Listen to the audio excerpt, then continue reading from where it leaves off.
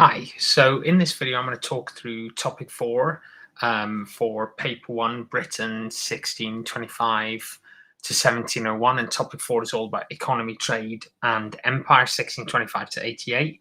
So in this video, I'm going to talk through key content for this topic, the common essay questions, and exam technique, essay technique, and look at an exemplar essay as well. So topic 4 is usually section B of the exam. So it's a breadth topic rather than something that's in depth. So we're really usually looking at the whole period. And that's something to think about in your essays, thinking about this idea of kind of change and continuity, which is usually, with the breadth questions, that's really what we're thinking about, change and continuity. Okay, so in terms of the key areas of economic change, these are the main parts of this topic. So agriculture, cloth, growth of London, and that includes banking and insurance, Imperial Expansion, so North America, Jamaica, the East India Company, triangular trade, and then Anglo-Dutch rivalry and the Navigation Acts. So these are the main areas there for this topic. So I'm going to quickly run through each of these in terms of key content and some analysis. So, and obviously you can pause this video and kind of take notes as I'm going to be going, reasonably quickly here. So the first area is agriculture, and agriculture is very important. The majority of the population was rural at this time and worked on farms. And agriculture is really important because of the growing population and urbanization. The growth of towns means there's more growth of food. And if I had to really boil it down to one word, I would say the key word for agricultural change in the 17th century in Britain is efficiency. That agricultural, farming, agriculture becomes more efficient. Okay, and the idea that there's an increased yield, there's new techniques and new crops, and it's all about efficiency to feed this growing population. So I've put some examples there. I'm not going to kind of talk through these in detail, but water meadows, crop rotation, new crops, selective breeding, market gardens, capital investment, and specialized farming, different regions specializing in different types of farming. So what you should do in terms of this content is really have a look at the textbook and get some precise examples and pick some of these and really get some precise examples, some concrete evidence to really support your points on these things. I'm just going to talk about the new crops one just in a little bit more detail. So the new crops is a really good example of what I was talking about. So clover, asparagus, the frost-resistant turnip. And it's not just we're talking about these new crops because they are new, but if you think about something like clover, it was nitrogen rich, it enriched the soil, which meant that there was an increased yield of future crops from that soil. The frost-resistant turnip means that can be grown in colder times, and so there's food grown, throughout the year. So can you see how it's all about this kind of like increased efficiency? In terms of the analysis, as I've said before, links to growing population and the need for more food. Also Dutch immigration. So a lot of these ideas were inspired by the Dutch. However, in terms of change and continuity, as I've said here, the majority of these, some of the new crops were obviously new, but the majority of these things like water meadows, crop rotation, enclosure as well, these things are more of a continuation rather than brand new changes. So in terms of your analysis, overall, really the agricultural change is, I would argue, largely a continuation. Okay, moving on to national markets in cloth. So we've got the development of national markets, and this links with agriculture, and specialized farming. But the cloth trade really was dominant in the 17th century. And as it says here, I think this is a really good statistic, that 92% of London's exports were cloth in 1640. So it really did dominate, particularly kind of exports and overseas trade. You've also again got the influence of immigration and Dutch immigrants and French Huguenots in the later part of this period, bringing new skills, so new draperies and kind of skilled weaving by the French Huguenots there. So really, really important in terms of economic growth in this period. However, the cloth trade actually is starting to be overtaken by other things. It still dominates. It's still the main area of trade, but it's starting, overseas trade and things like that are starting to gain in importance as this period goes on. Also, national markets are not as developed in Scotland and Ireland as it says. But cloth is very significant, and it's very important as this period goes on and goes into the Industrial Revolution. So it forms the basis of that, the Industrial Revolution. If you think about the mills, what are they using in the Industrial Revolution? They're using cloth, aren't they? So it is very important, but again, it's more of a continuation. So far, agriculture and cloth, both largely continuation. If we go on to London and banking, so London becomes the largest city in Western Europe in this period, and we get the growth of kind of a merchant class and banking and insurance. So we get kind of goldsmith bankers and money scriveners, the growth of these things. You can see the statistics there on the screen. And also the development of insurance, so marine insurance and fire insurance, and these things also link to overseas expansion. So that's a really good link. You can show how things like Lloyd's Coffee House is not just a new development in terms of insurance, but it's also influencing and leading to the growth of overseas trade as well. So yeah, 64,000 merchants in London by 1688. However, a counterpoint here, or a few counterpoints really, is that it's still largely in its infancy. I mean, look at the dates of a lot of these things. Lloyd's Coffee House not established till 1688, and the Fire Office and Friendly Society, these fire insurance companies, not established until the 1680s. So really, it's the end of this period that sees the most growth. And if you think about topic 5 with the Bank of England that really kind of starts to stabilize things, it's really not until the next century that banking and insurance really becomes more stabilized. Also in this period, Charles I and Charles II, as it says here, kind of limit confidence because of things like the stop of the Exchequer, and Charles I, seizing control of the Royal Mint and things like that. So really this period, there isn't a great deal of confidence in banking and insurance, but it is new. It is new. And it does link to overseas expansion, as we said. London is very, very important in terms of economic change. It dominates trade, link into agriculture. You could think about market gardens. You could think about the growth of the population in London. You could also link to the growth of new ideas and social change. So London is very, very important here. And there actually hasn't been a question yet on the growth of London in terms of economic change. And I feel like that could be something that could come up in the future, a question where London is the kind of factor.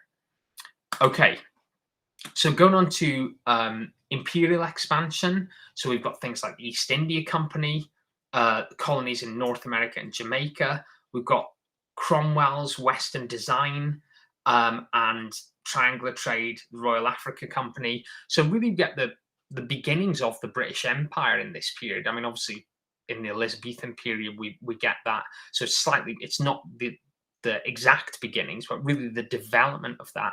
And then again, going into the next century is when it really kind of takes off. And as you can see in the analysis box, sugar becomes really, really important, really profitable. By the mid 17th century, it's the most valuable crop. And it's known as the Sugar Revolution. Barbados was the most lucrative place on earth to own land in this period. So it's extremely profitable. And like I said, with agriculture, if the key word for agriculture is efficiency, I think this is about profit and the growth of imperial expansion. is about profit. Obviously, it's extremely inhumane, and this is something I think this course kind of really doesn't talk about, which is obviously a shame. And we're looking at this just solely from a kind of economic point of view, and not a kind of human point of view. But that's, in terms of these essays, that's what you're probably going to be arguing, that it's about the growth of the overseas expansion is about kind of profit and linking to banking and insurance, as I said before, and this growth of the merchant class. Okay, so the last area for content is kind of overseas mercantilism and Anglo-Dutch rivalry. So really the key piece of legislation is the Navigation Act 1651, which is an example of mercantilism, which mercantilism is just government policies aimed at growing, kind of trade, particularly overseas trade. And it's passed by the Rump in 1651, and it was so important that it was passed again by the Restoration Parliament in 1660. And the Navigation Act is quite interesting because it is an economic policy, but the Rump also passed it for political reasons, because they wanted to ensure that the colonies weren't trading with other countries, that the trade from the colonies was coming to England first, which really, to me, highlights how important kind of overseas trade is becoming, that the Restoration Parliament felt the need to pass it again straight away. Unlike a lot of the legislation passed by the Rump, if you think about topic 3, things like the Toleration Act or the Marriage Act, the Adultery Act, these things are kind of not passed again, whereas the Navigation Act is passed again. It was reissued. Another example is the Staple Act, and then I've put the Anglo-Dutch Wars there, just as a kind of catalyst for economic change. And I think that's a word I would use here, that it's that mercantilism and Anglo-Dutch rivalry is a catalyst for economic growth, and particularly kind of overseas expansion. And then going on to the essay questions. So here are the kind of 4 kinds of questions that have come up so far on topic 4. So the first one is, how far do you agree that, I've put imperial expansion, I've put it in brackets because it's a factor, was the most significant factor in economic change between 1625 and 88. So you should plan all of these questions. So the first one is a factors question. So they might say imperial expansion versus agriculture, cloth, banking. And as I've said in my essay writing video, go for 3 paragraphs. So imperial expansion, then choose 2 others of those, and then you weigh them up against imperial expansion. What was the most important factor? So a kind of factors question. Another type of question you can get is, how far do you agree that the economy changed radically or was transformed or something like that? So I would suggest doing it by factor again. So picking 3 areas: imperial expansion, agriculture, cloth, banking, but consistently engaging with to what extent these changes were radical. So what you don't want to do is kind of end up weighing them up against each other and saying this was the area that was most important. It's the bigger question of how radical were these changes. So kind of thinking of counterpoints within the paragraphs. How radical were these changes? To what extent were they new? To what extent were they unprecedented? To what extent were they transformative? Long-term impact? Those kind of things. The third type of question is just focusing on agriculture. How far do you agree that British agriculture was transformed in these years? So it's solely on agriculture. So what I would suggest is definitely plan this one out. So maybe paragraph 1 could be on agricultural techniques and the extent to which agricultural techniques were transformed. So going back to the page on agriculture, just quickly. So you could talk about water meadows, crop rotation, enclosure, things like that.